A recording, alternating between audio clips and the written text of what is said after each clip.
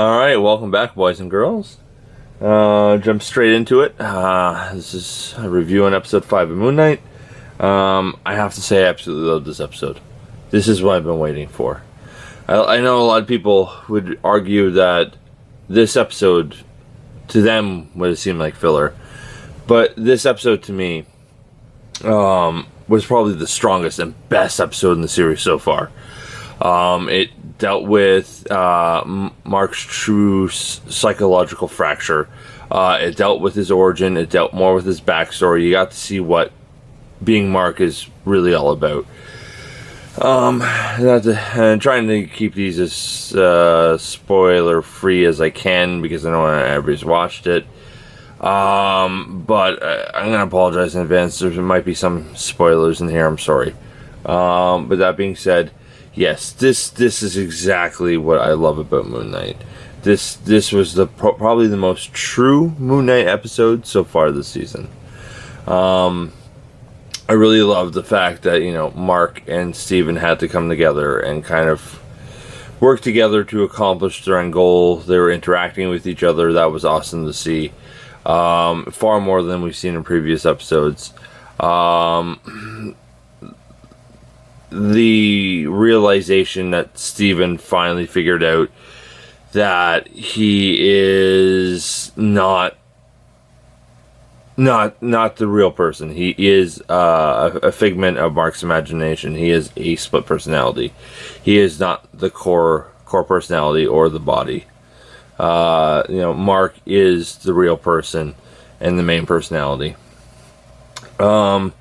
Anybody who's read the comics knew that. I think they were trying to kind of keep it open-ended slightly for the casual fan who really didn't know Moon Knight that well, to make you think oh, maybe Steven is the real personality and Mark's the fake personality. In this episode, they finally confirmed that Mark is the main personality. This is Mark Spector's body, and Steven is just an offshoot. A split personality that he created to help him get through life. Speaking about split personalities, although it was subtle and short, it was finally great to see Jake Lockley. It was fantastic. Not a lot of people picked up on it, but it's when he's flashing back into Harrow's office having conversations with Harrow.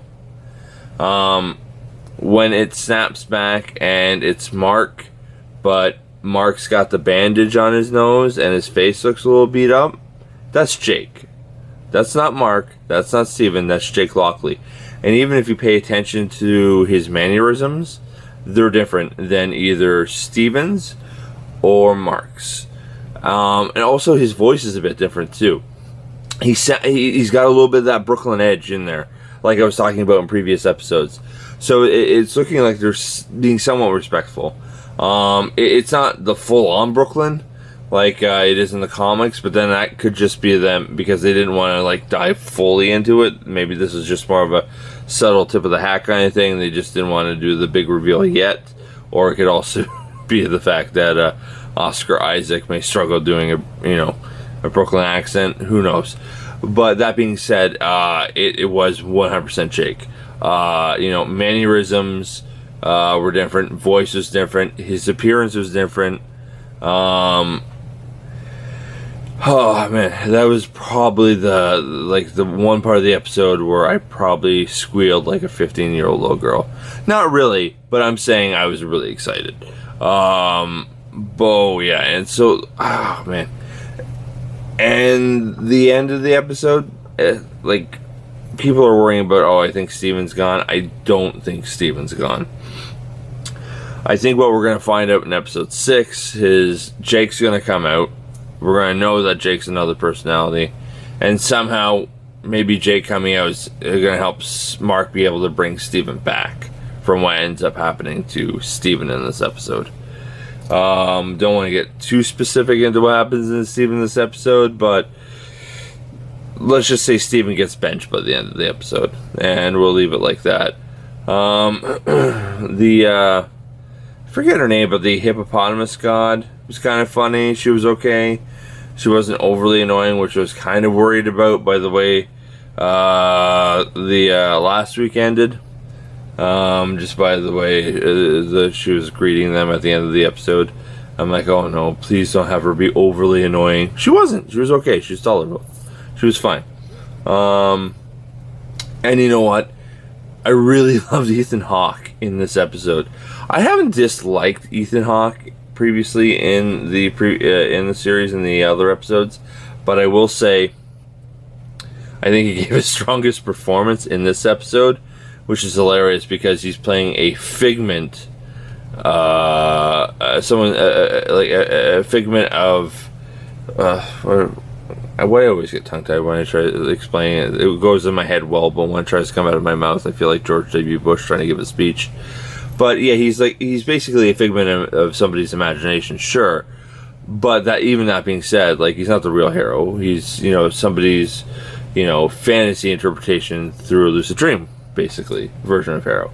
But I really loved his performance in this episode. It was wonderful. And I remember last episode I was saying, like, the psych ward stuff was my favorite part of the whole episode. I got an entire episode of that.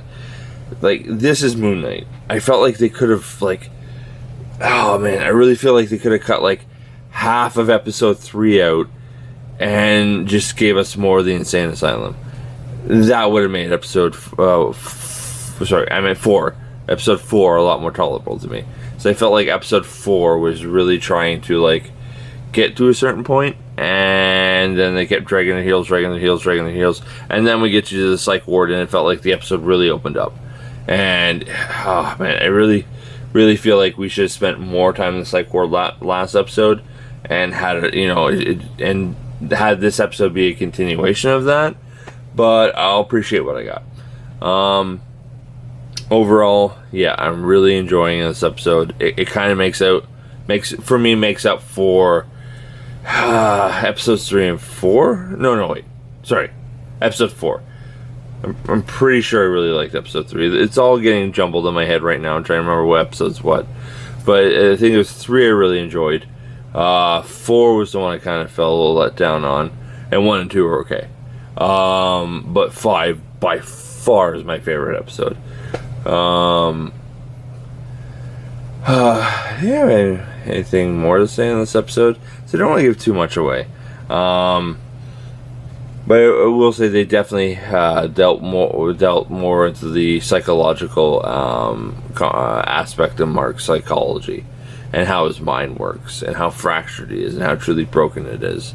And you know what? I'll just go into it too. I really loved how the fact you don't really get a lot of shows that do this these days, because a lot of, like, I don't want to sound like a right wing, not because I'm not. I'm probably far more liberal than your average person. But that being said, one thing I'm definitely getting sick and tired of seeing in shows is that men are evil and men do all bad and women are the greatest thing since the greatest thing since sliced bread.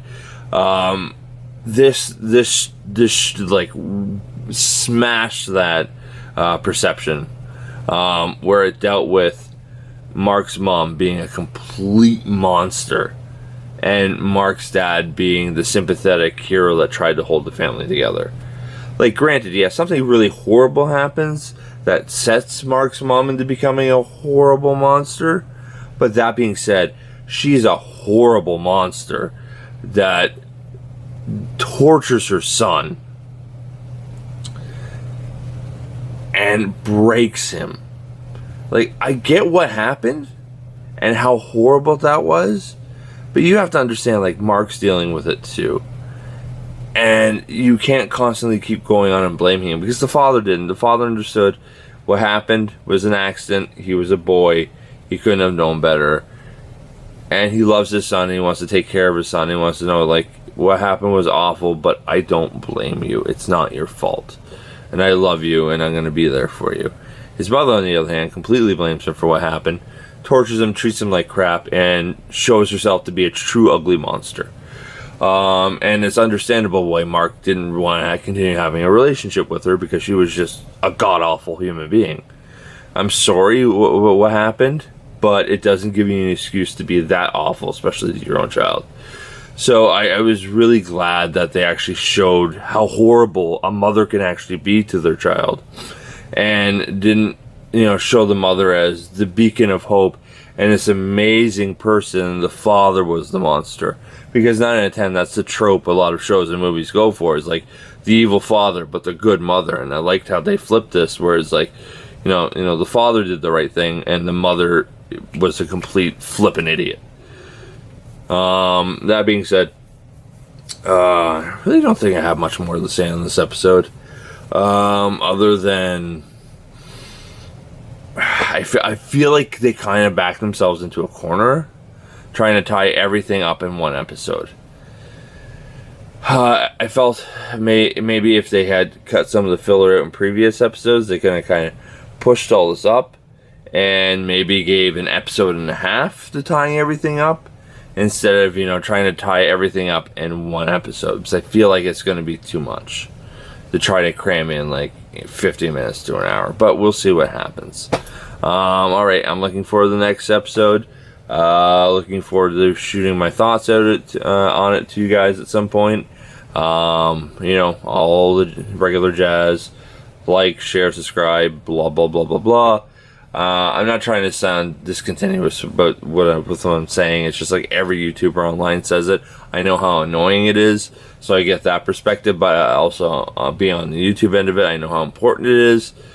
So if you're willing to like, share, and subscribe, fantastic. If not, at least thank you for clicking on the video. That's always greatly appreciated.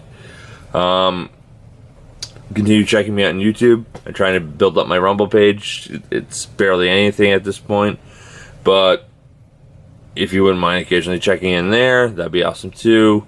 That being said, alright everybody, stay safe, stay healthy, and I'll see you guys next time. Adios.